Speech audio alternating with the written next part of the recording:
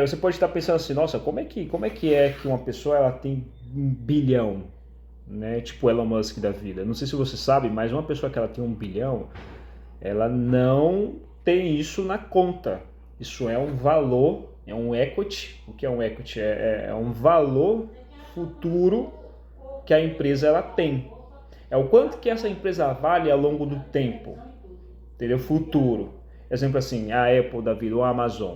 Se fosse pegar assim e botasse uma projeção de 10 anos futuro, quanto que a Amazon ela valeria colhendo todos os lucros ao longo dos 10 anos futuro? Esse valor final é o valor de mercado. É aquilo que ela tem e aquilo que de fato ela vale e outras pessoas enxergam o quanto que ela vale. E aí quando você é dono de uma empresa assim, vamos supor, uma empresa que tem um mercado de 1 bilhão, você se torna bilionário, porque é uma estimativa de lucro futuro trazida a valor presente, que faz essa somatória, e aí você tem essa projeção bilionária. Então, quando uma pessoa fala que ela é bilionária, ela não tem isso em caixa, ela tem isso em valor de mercado, valor de empresa. Ela pode ter esse bilhão não listado na bolsa, ela pode ter esse bilhão ali mesmo, entendeu? Do mercado dela, ela pegou, fez ali uma conta tal, e ela estipula através de investidores que não estão ligados à bolsa, que aportaram ali capital, investimento, entendeu? Vamos supor um exemplo, a empresa ela está avaliada em 100 mil. Ou melhor ainda, a empresa, vem um investidor, olha aquele modelo de negócio e fala assim, nossa, interessante, cara, eu gostaria de comprar essa empresa, ou então a participação dessa empresa. E aí ele vê quanto que de lucro está dando essa empresa no mês, quanto de lucro essa empresa está dando por ano. Vamos supor um exemplo, nossa, essa empresa está dando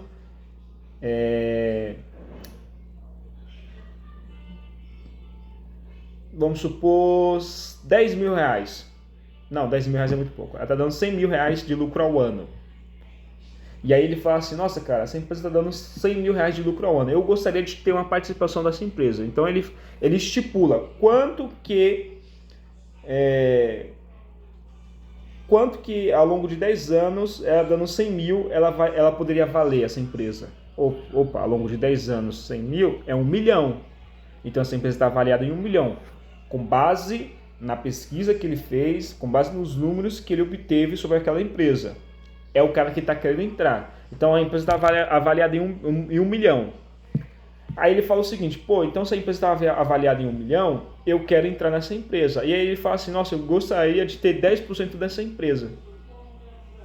E aí ele faz o seguinte, ele compra esses 10% dessa empresa a um dinheiro, e no qual ele tem agora essa participação, o dinheiro vai para o dono da empresa,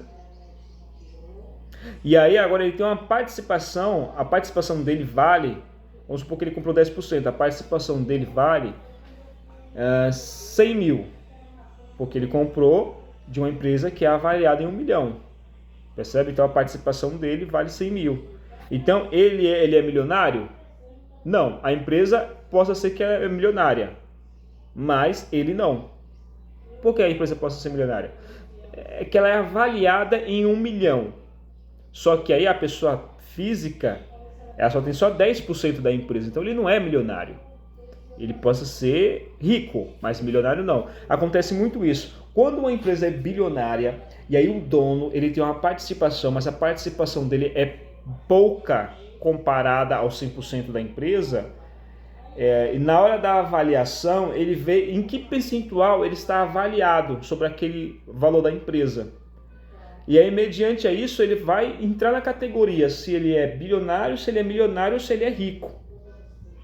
Então, acontece que quando empresas estão, principalmente empresas edtechs, né? Edtechs ou empresas digitais, quando elas estão iniciando as suas operações, elas recebem muito investimento de investidores querendo ali ter uma participação daquela empresa, eles aportam capital, ela pega esse capital para poder melhorar a tecnologia, melhorar, ampliar canais de vendas, contratar mais pessoas, crescer, escalar.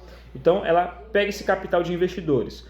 Os investidores, em contrapartida, quando dão esse capital, ela dá participação da empresa dela para esses investidores. Quando essa empresa está avaliada em 1 bilhão, o dono ele vai ver o quanto que ele tem de participação sobre esse 1 bilhão de valuation. Só que por ele ter feito várias rodadas de investimento, as participações dele diminuiu. Por quê? Porque, dá 10% para um, dá 10% para ele. Antigamente ele tinha 100%. Só que aí o investidor quis entrar, ele dá 10% para um. Aí agora tem 90%. Outro investidor fez uma outra rodada de investimento. Entrou mais 5, cada um querendo 10%. Dá mais 10% para cada um. Opa, antes ele estava com 90, agora ele está com quanto? Ele está com 40. Então, à medida que investidores vão entrando, entendeu? Ele vai tendo a sua participação sendo diluída. E aí, quando a empresa é avaliada em 1 bilhão, muitas das vezes esse cara ele não é bilionário. Ele seria bilionário se ele tivesse 100% da empresa, ou algo perto, ou algo igual ou maior que 1 bilhão, entendeu? Mas muitas das vezes acontece que a empresa ela é bilionária e o dono ele é multimilionário. Tá ruim? Não, não tá ruim. Mas para vocês entenderem que uma pessoa bilionária, ela não tem aquilo em caixa, em dinheiro, a não ser que ela tenha 100% da empresa e ela faz uma venda de 100%. Entendeu? Aí sim, agora ela recebe aquele 1 bilhão na conta dela. Aí sim ela é bilionária. Mas se não, ela é bilionária pelo valor projetado. É uma projeção que ela tem de bilhões, ou de bilhão, ou de milhão. Não que ela pode pegar essa projeção, entrar ali e falar assim, cara, eu quero comprar essa Ferrari através dessa projeção. Não pode. Você tem que ter isso em caixa. E acontece isso em caixa quando você faz um evento de liquidez, um evento de venda, aí você tem esse dinheiro. Por isso que é muito importante você saber aonde você quer ir, até que tamanho você quer ter de empresa, para que você, quando começar a vender participações, começar a querer deixar entrar outros investidores, você saber que a sua posição será afetada ao longo do tempo.